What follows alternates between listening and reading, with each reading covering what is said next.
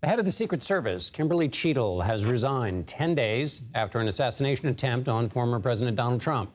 Cheatle wrote in a letter to staff, quote, "The Secret Service's solemn mission is to protect our national leaders and financial infrastructure. On July 13th, we fell short on that mission." CBS News Congressional correspondent Scott MacFarlane has more on her departure. Kimberly Cheatle, a 30-year veteran of the U.S. Secret Service, stepped down under intense pressure from members of both parties here in Congress. She lost the room during her testimony on Monday before the House Oversight Committee, not just because of the calamitous nature of the failure July 13th in Butler, Pennsylvania, the near assassination of former President Donald Trump, but because members of Congress told us they were not satisfied with the answers or the lack of answers from Cheatle to their questions. They were pressing her on what evidence has been gathered, what they know about motive, the timeline of the shooter, what was missed. And so often during the hearing, during the 6-hour hearing, Cheatle said she couldn't provide specifics because of an ongoing FBI investigation at the scene and an ongoing Secret Service investigation into the failures. In her letter today to her colleagues, she says this incident does not define the U.S. Secret Service. President Biden, in a statement, credited Cheatle for her integrity, but also said he looks for the results of an independent investigation of what went wrong that Saturday night. And now there are multiple investigations, not just the Secret Service internal probe and that FBI probe.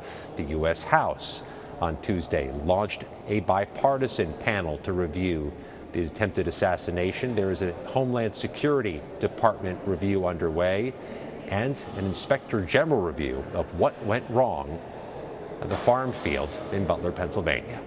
John? Scott MacFarlane, thank you. Former Secret Service Deputy Director and CBS News consultant A.T. Smith joins me now. A.T., thanks for being here. Thank you for having me. We know it's a principle of leadership that the person at the top has to take responsibility when there's a huge mistake like this. But is there something about the particulars of this case that the director is actually to blame for, or that the larger institution is to blame for?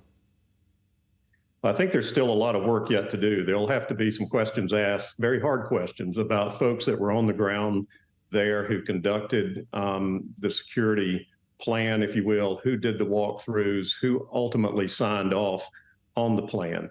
She is the head of the agency, and so she has to take that responsibility. And unfortunately, yesterday you saw a bipartisan effort from both sides of the aisle to continue to sort of rout her, if you will. And, you know, it was unfortunate, but with some of the questions that she was not as forthcoming with as I thought maybe she could have been, I think that just intensified the result of that hearing yesterday. And by the end of the day, there was just no light left. And I don't think there was any other choice for her. I think she did that in the right way. It's for the good of the men and women of the Secret Service as well as the agency itself.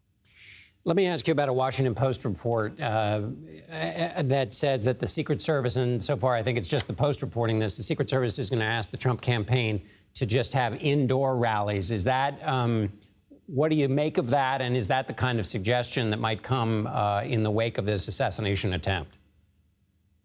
That makes it easier in terms of the security plan, you know, if there is an easy way to do it. Obviously, outdoor events are very, very tough. They're problematic. And we saw that. We saw the result of really what happened at an outdoor event, and maybe the planning wasn't exactly perfect, as we now know.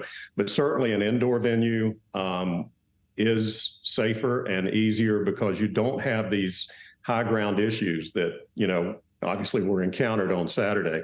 And, you know, there was a lot of reporting about that building and how close it was. That is a question yet to be answered. There is no way that that building should not have been covered within 130, 140 yards of where the former president was on the stage. And anytime you put a counter sniper team in play and put them on top of a building, their responsibility is up to 1,000 yards. I've said that many times. And so with an open field, an outdoor event, it is problematic. And so therefore, if they listen and do go ahead and start to do only indoor rallies, that will make it somewhat easier for the Secret Service to secure. Are there any other suggestions or thoughts like that that you have or that are being kicked around that would make sense for limiting the exposure, or that might, just might change operations in the wake of this? Well, I think one of the things that I saw personally that was problematic is the fact that they were using a local counter sniper team to assist them.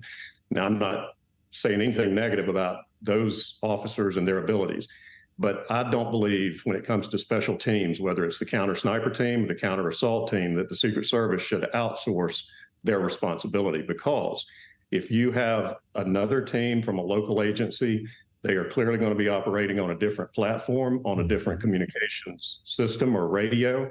And so whenever something does happen, like seeing this individual, and now there's radio traffic about who's going to check on him, where is he right now, there are seconds lost. And as we can see from Saturday, it's no more painfully clear than seconds matter here. And finally, I'll put two questions together at the end. That suggests a lot more money, I would think. Just more manpower means more money to cover. And has it gotten harder over the last number of years to protect in a world where there's just a lot more guns? It's a lot more part of the culture.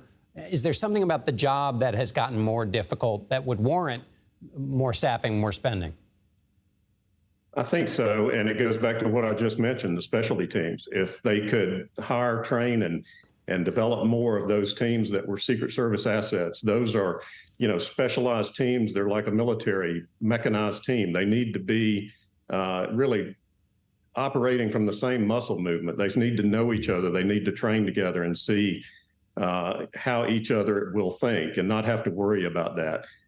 More money, more manpower is something that certainly can help because, as you know, the Secret Service now has more protectees probably than it's had in history when you talk about the main protectees, but as well as the residual, the family members, the cabinet secretaries that they have. So they definitely need more manpower. And I think, unfortunately, the Secret Service has been faced of late, like other law enforcement agencies, with attrition issues. I mean, for instance, I like to tell the story. I'm older now, but when I first applied to the Secret Service, process took over 3 years.